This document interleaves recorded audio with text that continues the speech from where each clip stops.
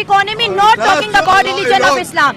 Don't interrupt me again and again. This is my last warning to you. So please. So I said, I already take a 10 to 15 minute short in my video. But if you are interrupted me again and again, it's not fair. I already added 5 to 10 minutes of your clip in my video. But again and again, I will not take a bite. No. अल्लाह ने क्या अंडे देखिए madam किसी भी मुल्क की एक minute इधर आओ, पहले आप आओ। पहले दुपट्टा मेरे पे लाओ। बस हो गया, चलो ठीक है। इतना में टैलेंट होता ना, आज मुल्क आपका कहीं पे खड़ा होता। इधर आए। जो पढ़ा लिखा पाकिस्तानी है, बात करना चाहता है, आप टोक रहे हो, उसको बात ही नहीं करने दे रहे।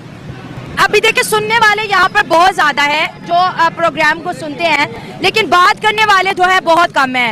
एक्चुअली तालीम नहीं है, लोगों के पास शऊर नहीं है। मुल्क में महंगाई क्यों बढ़ रही है, वजूहात क्या है, किसी को नहीं पता। हर बंदा जो है पॉलिटिशियंस पे डाल देता है। आप बात करेंगे, आप काफी टाइम ये भी नहीं बात करेंगे। मैं जितने भी लोगों से कहूंगी, बहुत कम लोग हैं जो सिचुएशन को समझते हैं। हम कपड़ा लगाते हैं, वो 250 GSM का लगाते हैं। तो हम बेईमान लोग हैं। इस वजह से बाहर वाले जो मुल्क हैं, जो मुसलमान को करना चाहिए, वो हमारे गैर मजहब कर रहे हैं। इस वक्त जोग्राफिकल लिहाज में इंडिया में बैठे हुए हैं, जलील हो रहे हैं। आप इंडिया में बैठे हुए? हाँ, या विद यू। तो सारे इंडिया का हिस्सा था एक बात से तो वो लोग चले गए जो थे। पाकिस्तान में हमले ना रुके और मुसलसल जो है हिंदुओं पे, सिख कम्युनिटी पे अटैक्स होते रहे। तो आप ये ना कहें कि वहाँ पे जुल्म होता, अगर होता तो वहाँ पे 27 करोड़ जो है मुसलमान ना होते। हमारे दिलों में नफरतें क्यों भर दी गई हैं, इसकी वजह क्या है? आपको पता है कि हमारी इंडिया में हमारी जो मस्जिदें वह गिराई गई थी। कौन सी मस्जिदें गिराई गई? मस्जिदें वहाँ पे गिराई थी, मुझे उनका नाम याद नहीं। तो आपके लिए दीन पहले है? दीन पहले है और कौमियत पाकिस्तानी होना। पाकिस्तान का तो नाम है, निशानी नहीं है, वर्ड ही सही नहीं हुई। हम 12 बिलियन डॉलर रेमिटेंसेस कलेक्ट करने के एतबार से इंडिया इस पूरी दुनिया का पहला मुल्क बन गया है जिसने इतनी बड़ी तादाद में रेमिटेंसेस को कलेक्ट किया है। इंडियन जितने भी ओवरसीज इंडियन की बात करें, इस मुश्किल हालात में 2023 में जैसे बहुत से इकोनॉमिकल चैलेंजेस थे, अमेरिका देख ले बैंकरप्सी की तरफ जा रहा है, कनाडा में बहुत ज़्यादा मसले मसाइल है, पूरी दुनिया की इकोनॉमी पे कोरोना के बाद अब तक बहुत ज़्यादा स्ट्रेस है। लेकिन सरकार ने जो सोचा था, नताइज उससे बहुत बेहतरीन निकले और उसने रिकॉर्ड तोड़ा है। 112 बिलियन डॉलर रेमिटेंसेस जो है इंडिया में इस दफ़ा कलेक्ट की गई हैं। अगर हम पाकिस्तान की बात कर लें, अनफॉर्चुनेटली हमारे पूरे पाकिस्तान में सिर्फ 6 बिलियन डॉलर है जो अभी मांगे तांगे के हैं। हमारी यूथ भी बहुत बड़ी तादाद में पाकिस्तान से बाहर है और मजीद जो है ना तादाद में इजाफा हो रहा है। हर गुजरते दिन के साथ पाकिस्तानी मुल्क छोड़ के बाहर जा रहे हैं। लेकिन अगर हम रेमिटेंसेस की और कलेक्शन, डॉलर कलेक्शन की इस साल बात कर लें तो कोई बेहतरी भी नहीं आई और पहले से जो है इसकी जो परसेंटेज है वो कम हो गई है। हम अवाम की तरफ चलते हैं और उनसे राय जानते हैं कि इंडिया की यूथ इंडिया में हो या इंडिया से बाहर हो, वो इंडिया की पावर है और उन्होंने साबित किया है, जो कि उनकी जीडीपी का 3.2% हिस्सा जो है उन्होंने अर्न करके अपने देश इंडिया में भेजा है। लेकिन पाकिस्तान अपने रेमिटेंसेस भी नहीं, पाकिस्तानी जो है ओवरसीज ना भेज रहे हैं यहाँ पर, और जो मुल्क के अंदर खजाने मौजूद है, जो मुल्क के अंदर का बैंक बैलेंस है, वो भी कहते हैं ना इलीगल तरीके से मुल्क से बाहर चल रहा है। तो अवाम की तरफ चलते हैं और जानते हैं उनकी राय। आपका नाम? मोहम्मद नसीब खान। क्या करते हैं आप? Physiotherapist, physio doctor. आप डॉक्टर हैं? हाँ जी, जोड़ों पट्टों के। जोड़ों पट्टों के चले, फिजियोथेरेपिस्ट हैं हम। आज इस टॉपिक में वीडियो रिकॉर्ड कर रही हूँ। वो इंडिया ने एक रिकॉर्ड बनाया है, 112 बिलियन डॉलर की रेमिटेंसेस जो हैं इंडियंस ने, जो बाहर के मुल्कों में रहते हैं, जो जिनको हम ओवरसीज इंडियन कहते हैं, उन्होंने इंडिया में भेजी है, जो कि उनकी टोटल जीडीपी का 3.2% बनता है। आप ये बताएं कि इतनी क्राइसिस में, जिस वक्त अमेरिका भी क्राइसिस में है, कनाडा भी क्राइसिस में है और भी बहुत सी कंट्री, कोविड के बाद जो है मुल्क दुनिया के हालात अच्छे नहीं हुए, इंडिया की गवर्नमेंट को भी डर था कि हो सकता है इस दफ़ा जो हमारे बच्चे बाहर हैं उनको टफ हालात का सामना करना पड़ सकता है, बेरोजगारी का सामना करना पड़ सकता है। लेकिन जो रिकॉर्ड सामने है, उन्होंने तो पिछले तमाम रिकॉर्ड तोड़ के 112 बिलियन डॉलर के रेमिटेंसेस जो है अपनी सरकार में जमा करवाए, अपनी सरकार के खजानों में। उनकी इस अचीवमेंट और इनके इस हार्ड वर्क पे क्या कहें?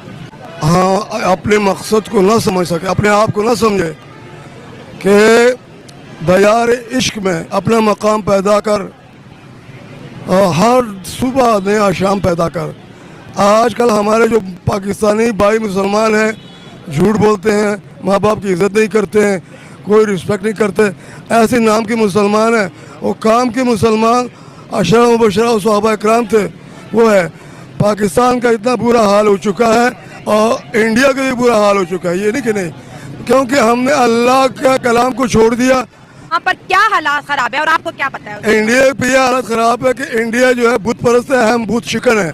अच्छा, तो पाकिस्तान से ज्यादा ये 22 करोड़ आवाम है, वहाँ 30 करोड़ आवाम है, 30 नहीं है वहाँ पे, हाँ मुसलमान ज्यादा है। तो वो ये जो है ना मुसलमानों को मार रहे हैं और जुल्म कर रहे हैं। अच्छा देखिए, आपने कहा वहाँ पे जुल्म कर रहे हैं, अब यहाँ पे आपकी वीडियो हजारों लोग देखेंगे, किस टाइप का जुल्म हो रहा है इंडिया के मुसलमानों पर?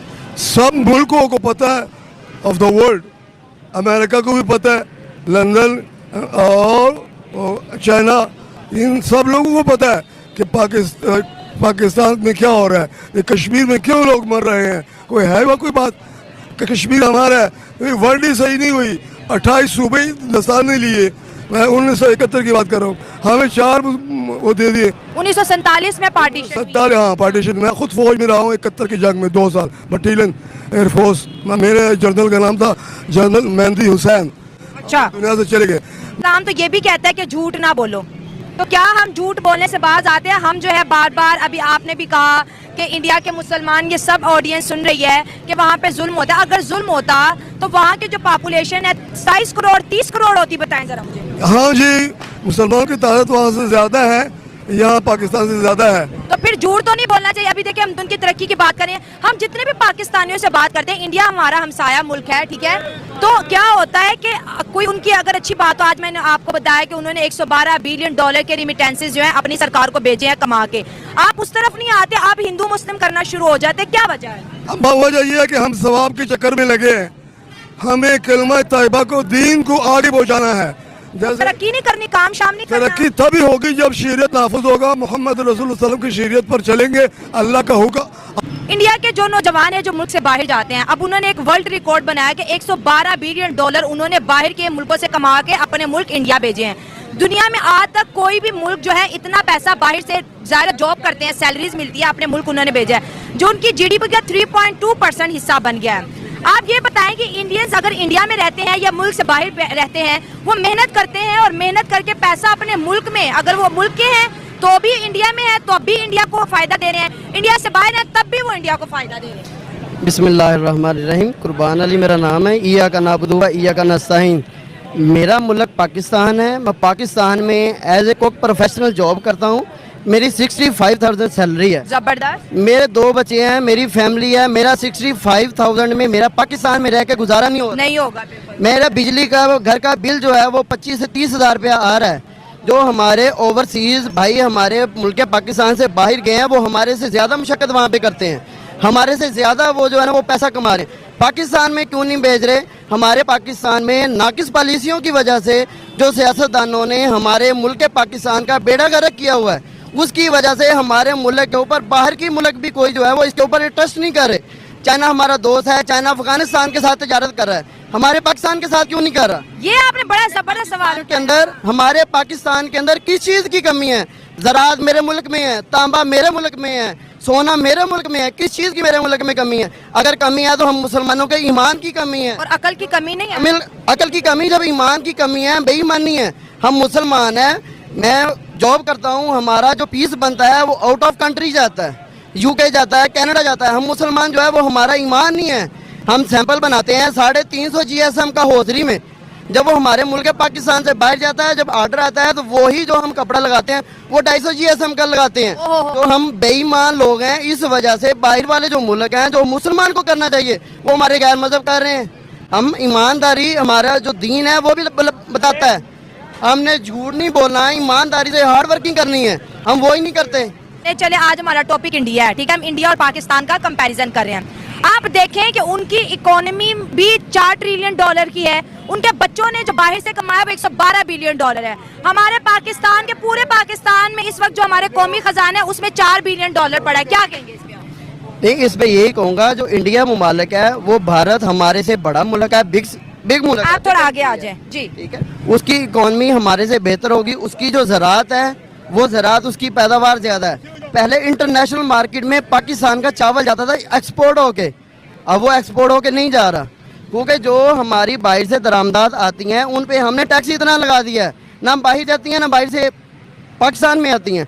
इंडिया जो है वो हमारे से इसलिए तरक्की कर रहा है, वो किसान को सब्सिडी दे रहे हैं, उसके मुल्क में हर चीज़ की खुशहाली है। वो अपनी कौम के लिए जो उनका सदर है, वजीर आजम है, असम्बलिया, वो अपने वर्कर के लिए सब कुछ करती हैं। आप सामने बहुत जरूरी। सबसे बड़ी जंग कौन सी है?